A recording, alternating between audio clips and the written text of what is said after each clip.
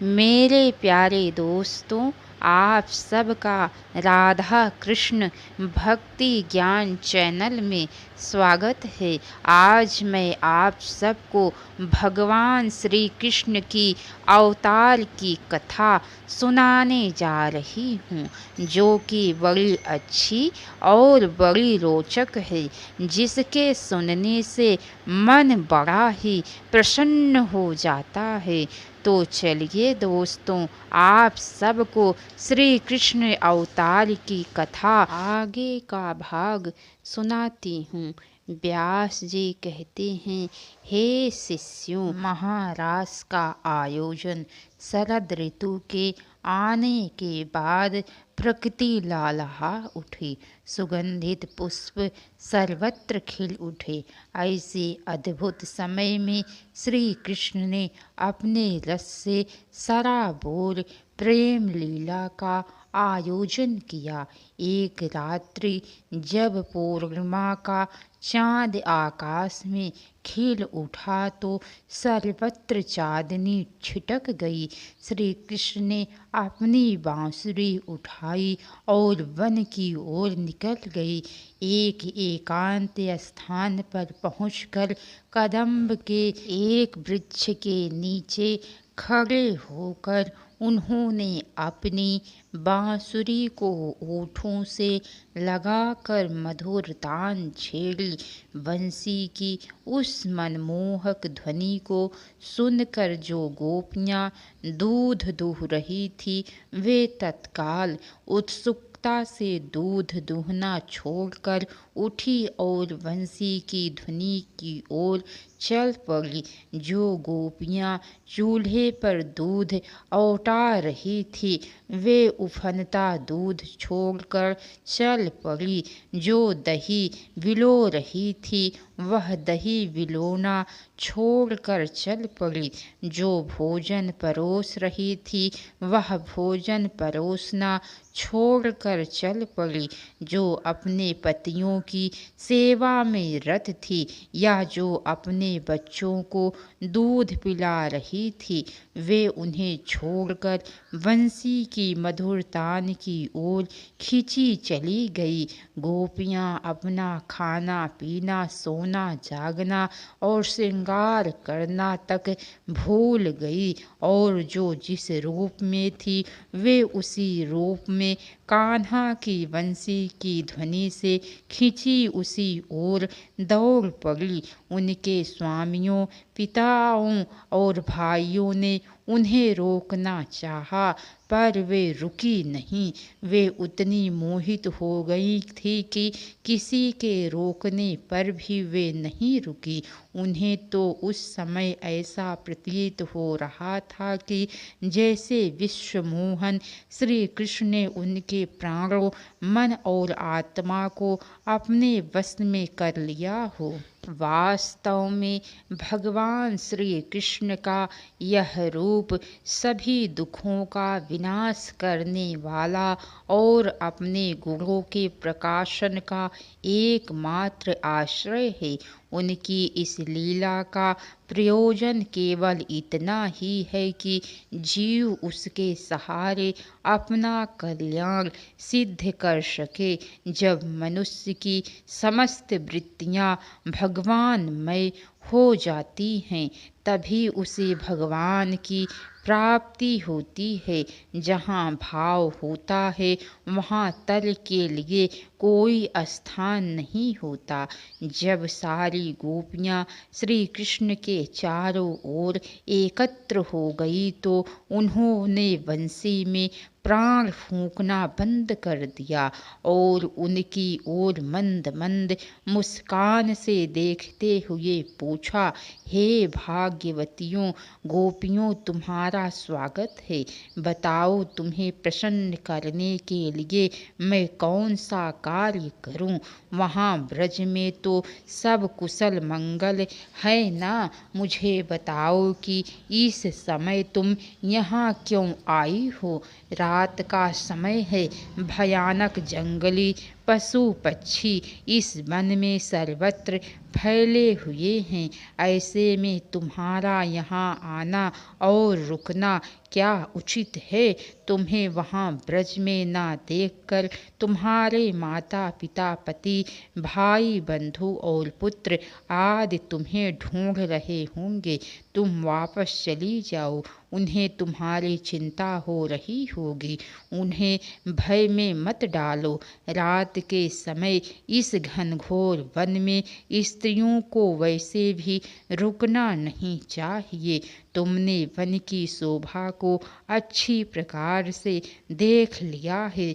पूर्णिमा के चंद्रमा की शीतल किरणों से सजे इस वन के पुष्पों और पत्रों की शोभा को भी तुम देख चुकी हो। अब देर मत करो और वापस लौट जाओ। तुम कुलीन स्त्री हो और पतिव्रता सती हो। जाओ, अपने घर को चली जाओ। पतियों की सेवा करो, अपने माता पिता की सेवा करो, अपने बच्चों को दूध पिलाओ, गौओं को दुहो। विवाहित स्त्रियों का यह परम धर्म है। मैं जानता हूँ कि तुम्हें मुझसे प्रेम है और प्रेम के वशीभूत होकर ही तुम यहाँ तक दौड़ी चली आई हो। परंतु लोक में स्त्री के लिए अपयश से बढ़कर दूसरा पाप कुछ भी नहीं है। जिसका लोक बिगड़ जाता है उसका परलोक भी बिगड़ जाता है। मेरे पास ना रहते हुए भी तुम मेरा ध्यान करके मेरा प्रेम पा सकती हो, इसीलिए तुम सब लौट जाओ। श्री कृष्ण की बातों को सुनकर गोपियाँ उदास हो गई। उन्होंने अपना मुंह लटका लिया और उनकी आँखों से आंसू बहने लगे। उनके मुख से बोल नहीं फूटा। वे चुपचाप पैर के अंगूठे से धरती कुदेरने लगी। काफी देर बाद गोपियों ने कहा, प्यारे कान्हा, तुम घट घट व्यापी हो, हमारे हृदय की बात जानते हो। तुम्हें इस प्रकार निष्ठुरतापूर्ण वचन नहीं कहने चाहिए। हम तो सब कुछ छोड़कर तुम्हारे चरण कमलों में से ही प्रेम करती हैं। हम जानती हैं कि तुम स्वतंत्र हो और हठीले हो। तुम पर हमारा कोई वश नहीं है। फिर भी हम तुमसे प्रार्थना करती हैं कि जैसे भगवान अपने भक्तों को प्रेम करते हैं और उन्हें मोक्ष प्रदान करते हैं, उसी प्रकार तुम भी हमारे प्रेम को स्वीकार कर लो और हमें अपने चरणों में स्थान दे दो। हमारा त्याग मत करो। हमारे तो तुम ही भगवान हो। अतः हे श्याम सुंदर, हम पर प्रसन्न हो और हमें स्वीकार कर लो। हमारी आशाओं पर तुषारपात मत करो। हम तो तुम्हारी दासी हैं। तुमने अब तक हमारे सभी कष्टों का हरण किया है और हमारी रक्षा की है। हमारे लिए कहीं और ठिकाना नहीं है। श्री कृष्ण ने गोपियों की व्याकुल वाणी सुनकर कहा, मेरी प्रिय गोपियों, जो प्रेम करने पर प्रेम करते हैं वे स्वार्थी कहलाते हैं। उनमें सौहार्द नाम को भी नहीं होता। परंतु जो प्रेम ना करने वालों से भी प्रेम करते हैं वे स्वभाव से ही करुणाशील, सज्जन, सौहार्द से भरपूर, हितैषी, निश्चल और धर्म में परिपूर्ण होते हैं। इसके अतिरिक्त कुछ लोग ऐसे भी होते हैं जो प्रेम करने वालों से भी प्रेम नहीं करते। उनके लिए उनका कोई महत्व ही नहीं होता। ऐसे लोग अपने स्वरूप में ही मग्न रहते हैं। उनकी दृष्टि में दूसरा कोई भी श्रेष्ठ नहीं होता। उनका किसी से भी प्रयोजन नहीं होता। वे जानते ही नहीं और जानना भी नहीं चाहते कि कोई उनसे प्रेम करता है। वे लोग जानबूझकर अपने हितैषी का भी मंगल करने से नहीं चूकते। ऐसे व्यक्ति अंत समय में कष्ट ही भोगते हैं। हे गोपियों, मैं तो प्रेम करने वालों से भी प्रेम का वैसा व्यवहार नहीं करता जैसा करना चाहिए। ऐसा मैं इसलिए करता हूँ कि उनकी चित्तवृत्ति और भी अधिक मुझ में लगी रहे। वे निरंतर मेरा स्मरण करते रहें। जैसे किसी निर्धन पुरुष को कभी बहुत सा धन प्राप्त हो जाए और फिर किसी कारण से खो जाए तो उसका ध्यान उस खोए हुए धन में ही निरंतर लगा रहता है।